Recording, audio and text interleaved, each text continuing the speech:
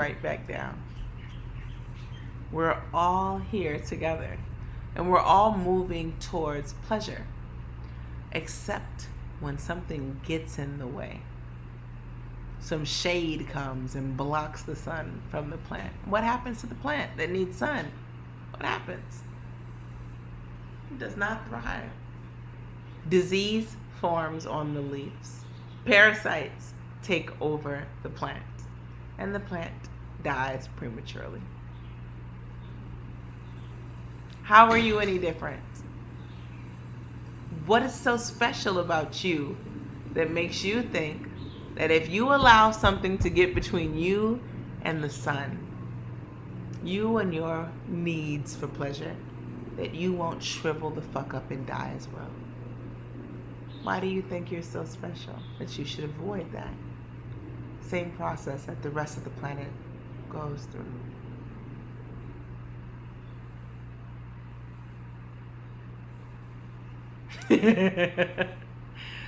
We are, sorry, that tickled me. We're just cucumbers with anxiety. We are sitting in the midst of a pandemic, and it is ripe for our society is so ripe for a pandemic. In the same way we were 100 years ago. You know what's similar? The Great Depression had the same impact on the people.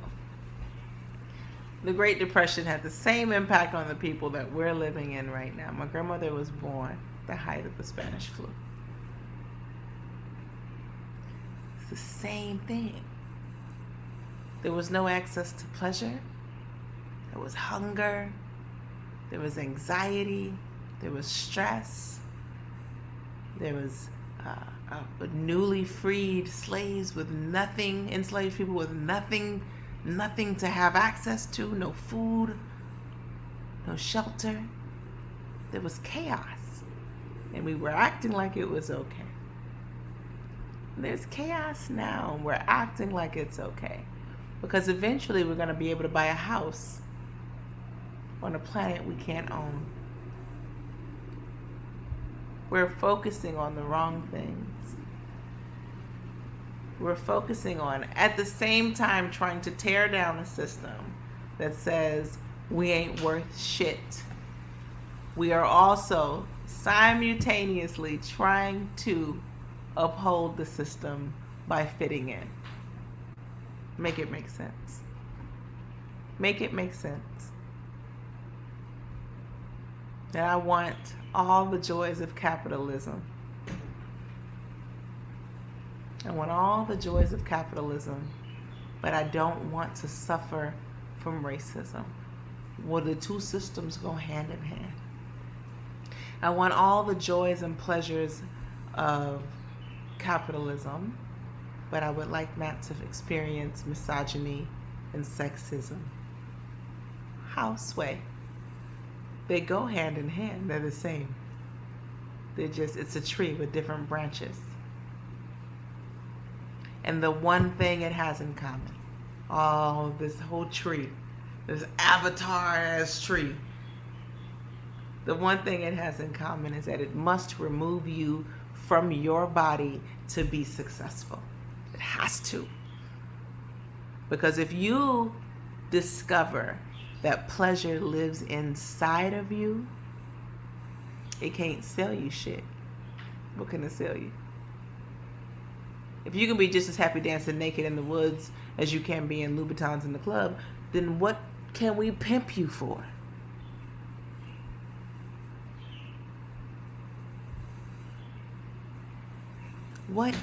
How do we profit off of your body if you love it?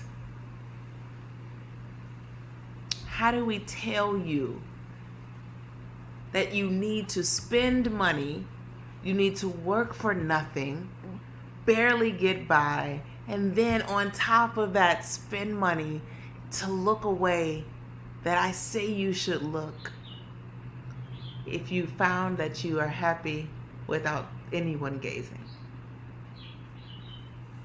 How do I survive as a system? Capitalism cannot. There's no way it survives when you're free.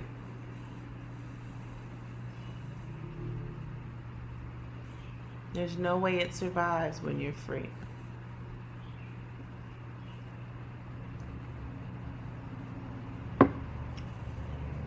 So you have to look at ways to get into your body. You got to look at ways to get into your body. How do I get into my body? Sorry, it's an old habit. It's an old habit. My old bougie habits die hard, baby. How do you get into your body? That's what we're here for, right? Because that's where the liberation happens. It happens in here. It happens right in here. That's what this whole 4 days is really about. It's about you realizing that when you get into your own body, can't nobody tell you shit. They can't tell you shit once you get in here. And don't get me wrong. Sometimes you're going to get knocked off of your square. And it may happen every day till it don't. But every day, you're going to get back on that square. That's a Chicago saying, knock you off your square. Who's anybody in here from Chicago? But you're going to get back on your square. And you'll get knocked off. And then you get back on. And you'll continue. You'll get knocked off again. And you get back on. Until eventually you realize how they knocking you off. And then you're going to square up. And they ain't going to be able to knock you off so easily. So it won't happen every day. It may still happen, but it won't happen every day. When you'll recognize it. Because right now, so many of us are sitting on the ground looking at the square. Get up and get on it. It's get in our bodies. So there's a few steps that we're going to take to get into our bodies. And the first is to acknowledge that you have one. So this is the fun stuff, right? Adrian talked a little bit about it, but I want to talk about mirror work. I want to talk about going to your mirror, not just to brush your teeth for the world, not just to put on makeup for the world, but to just stand in the mirror and acknowledge yourself. If you feel like you've offered yourself some transgressions, apologize to yourself. Because how can we heal? How can we grow? How can we apologize to other people or accept apologies from other people when we don't know how to apologize to ourselves? So we start there. I love you. Thank you. Thank you for allowing me to maintain upright. Thank you, body, for working. Thank you, pain, for reminding me to listen to my body. I will adjust accordingly. I will shift my body.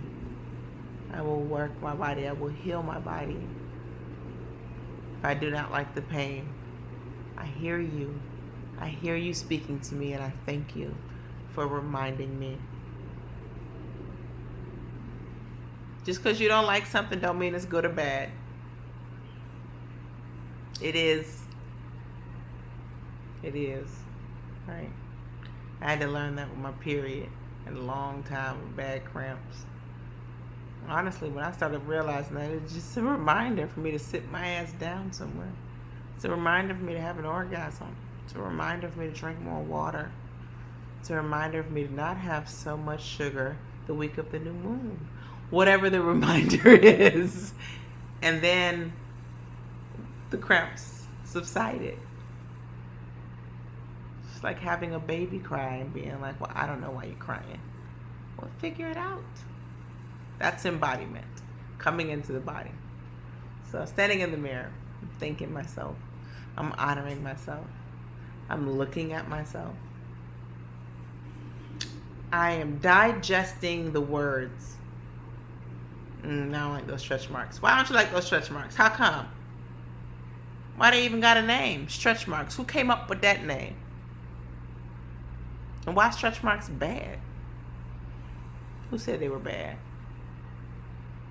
Tigers don't start off with stripes. Nobody complains about tiger stripes when they get them. When they become striped, they just become striped. I'm striped. Who said they were bad? Whose voice am I hearing that tells me that it's bad? And how can I get rid of that voice? I release you. voice of negativity that tells me that the marks on my body are not as perfect and beautiful as I see them right now. Cat Williams said either you was small and you got big, or you was big and you got small. That's it. That's one of my. I don't quote that man often, but that was a good line. Just get into it. Get into yourself. Get into yourself so that when somebody else comes to you and says, "Oh, stretch marks. Why you got your belly out? Oh, I'm stretch marks." You can hear whose voice that is and remind them, why are you so invested into patriarchy? That's what I want to know. Who said stretch marks were ugly? Who told you that? And why are you running with that message? You ain't got nothing else better to do with your voice, your breath? Where do you get this from? This is what embodiment looks like. It's not just like I'm in my body. It's questioning everything that takes you out of it. Anything, everything that takes you out of your body. It's questioning that. It's saying, but why? Why should I be concerned with this? Does it work? Is it hurting? Would change it make it feel better? Or is it just the words that you're concerned about? The imagery of the, as Elosa said, the Nordic male. The Nordic prepubescent male. That's the body type we're chasing in America. Ooh. How much white supremacy, how much misogyny, how much patriarchy shows up in your mirror conversation with yourself as you work towards embodiment. That's what you have to start realizing, paying attention to. It's important to check that shit. Okay? That's where we start. We just start in the mirror. I'm starting with the woman in the mirror. That's it. Simple, right? That's where we start at. From there, we have to then allow ourselves to feel. Right. It's amazing. Yeah, all right. It's so true. Who told us that pubic hair was gross, unhygienic, and unattractive? My favorite thing. People ask me all the time, when are you going to show your armpits? I don't know if I'm going to do it again. Sometimes I want to because it gets a little warm, but one of the things I love the most is I like watching misogyny crawl back when I'm fully presenting on femme and sexy, and then I raise my arms and they see the big bush of hair. They be like, "Ooh, that's confusing.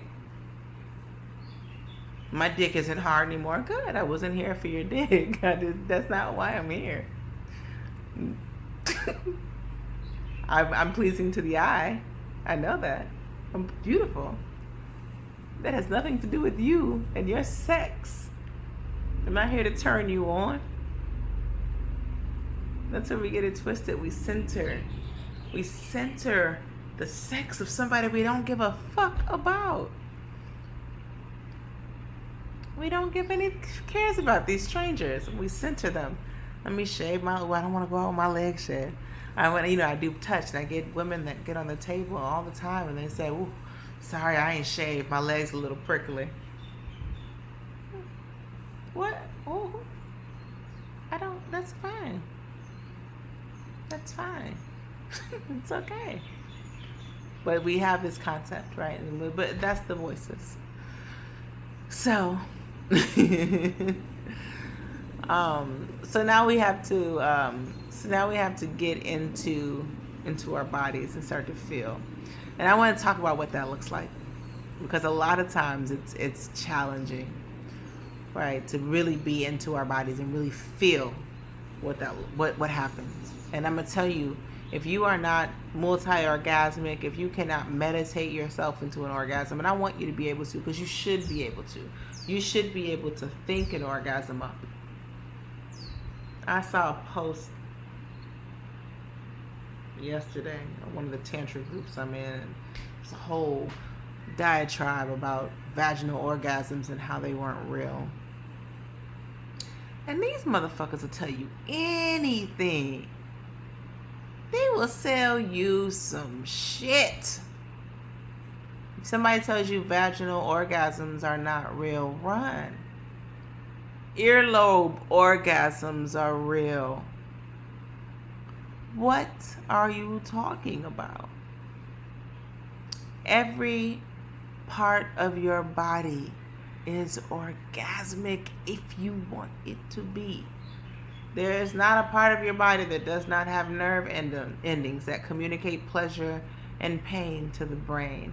And you can have an orgasm through pleasure and through pain. This is why I don't like it when people judge the pain in their bodies. I'm arthritic. It hurts. It's bad. I want it to go away. I understand. I have arthritis already in my young life. I did a lot. I did a lot in this life. But but that message is a message. I can sit in that. I can experience it. I can listen. I can learn exactly what I need to do for my right knee, free of cartilage, to support it and to twerk. I know exactly how I have to position myself when Beyonce says drop, and I drop. I know exactly which way to drop to protect my knee because I'm listening to the body. I'm paying attention. I'm experiencing the pain. I know what side of the knee the pain is originating from. I know what triggers it and what makes it better. I'm listening. Embodiment, dropping into the body, is listening. And it's learning to move like that pendulum away from the pain that you don't desire. The pain that you don't desire. Because some pain is good. I love when I get, the reason why I still go get waxed is because I love when my booty hole get waxed. It's TMI, I'm sure. But we're here, so we're here. We're here, fam. There's pain that's good, right? There's pain that feels, for me, great. I like it. And I've been spanking people. I've been in BDSM play for years, almost 20 years now, since the first time I picked up an implement and hit somebody with it. There is pain that is good too. So the pain that you want and don't want is what I want you to focus on. But a lot of times we don't even know. We don't know what that is. Mama whooped your ass. All you know about an ass whooping is that you don't want one. You didn't have a chance to sit into understanding your body, understanding what it feels like to just be. So I want you to start with that, right? Do you get done with your mirror work? You got to start feeling your body. Is the tension in your back what you want? Because I may like a little spanking every now and then, but I do not like it when my C3 and C4 vertebrae get seized up and don't move. That don't feel good for me. I like to be able to turn my head. When that stops, I'm not happy, right? So understanding what happened. And the reason why that's important is because it did not get there on its own. When my C3 and C4 vertebrae, right? You got vertebrae 1, 2, 3, 4, and you get to your thoracic region at 5, sorry. Then you get to your thoracic region, and you got your T's, and you get your L's, your lumbar region. And they all do something. They all connected to something. The jaw even connects in through here, right? And they all my shoulders connect up in through here, right? This the deltoids, traps, all that goes up in there. Somebody come talking shit to me. What's happening here? Look at me. I done seized up my face into my neck. I want to say something. I'm biting my tongue. Oh, my neck, my shoulders came up. I want to jump. I'm in fight or flight. I'm mostly in fights, and now my body's like this. I'm turned a little bit because I know that's my strong jab, even though I ain't hit nobody. I'm just saying I've taken some boxing classes. So all this is happening in my body. Well, that stays in the body. You look somebody when they tell a story about who pissed them off last. Watch their body language. Like I said earlier, the body language is not just communicating to them. It's communicating to you. This is your conversation. Your body is trying to tell you, hey, something ain't right. So you have to pay attention, not just to where the pain is, but from where it originated. Where did this come from? As I lie here in my meditation, as I lie here doing a body scan, when was the last time my neck did not hurt? Do I remember? Why don't I remember? Am I ignoring pain that much? How busy am I that I'm not even paying attention to the first signs of pain? In massage school, they taught us that the human body is mostly, the average human body is existing somewhere between 60 and 70% on the pain scale. But because there's so many messages going into the brain, that it's not until it kind of teeters towards 70% that we even know. But that's challenged by the fact that we're not listening. When you listen, I think 30-40%, you start to realize, that's weird, that's a little tense. Never felt that before. I should do something about that. Let me pay attention to the next time it happens, right? It's like somebody who has bad feet, but they missed the whole 10 years before their feet got bad. You look at the toes, like, damn, what happened? Like, I don't know. I should get that fixed. Well, what happened to the last 10 years when you're not looking at your feet? How do you get here? How do you get to a space where a pedicure won't work? But I tell you how, we're ignoring our bodies. We're ignoring ourselves. So you have to, when we talk about dropping into the body, it's not just like I'm magically just bloop, bloop, like a Planko disc and just drop in. No, I'm literally sitting with my shit. Oh, this motherfucker done pissed me off today. How do I feel in my body? How does that make me feel? Where are my muscles showing up for this motherfucker? Like, what's happening in the body, right? Just almost had an accident on the highway. Whole body had to seize up to protect myself. Adrenaline ran through the body. Is anything relaxed yet? No? Where is it at? What's happening? Checking in, dropping into the body. Oh my God, I just had an orgasm. Holy shit. Woo, everything feels good. Does everything feel good? I think everything feels good. I don't feel no pain anywhere. Recognizing that. I'm more flexible than I've ever been. I finally had an orgasm and I can touch my toes again. That shit really happens, right? Where you get to a point where the muscles are no longer holding on like that. That's all it is. It's amazing. People think they're not flexible. I'm going to tell you it's a lie. Because if the doctor puts you under, if you go under general anesthesia, do you know that the doctors can put you in the splits? Can put your foot behind your neck? The only thing that's stopping you from doing the splits or doing any pose is your mind. The muscle is not tight. The mind is. That's a Buddha saying. The body not tight, mind tight. Or maybe it was Yoda. I think it was Buddha. That's it. We have to realize that we are in control of this ship. Keep asking your body to let you touch your toes if you can't touch your toes. Keep asking your body to give you the splits if you can't do the splits, and that's something that you desire to do.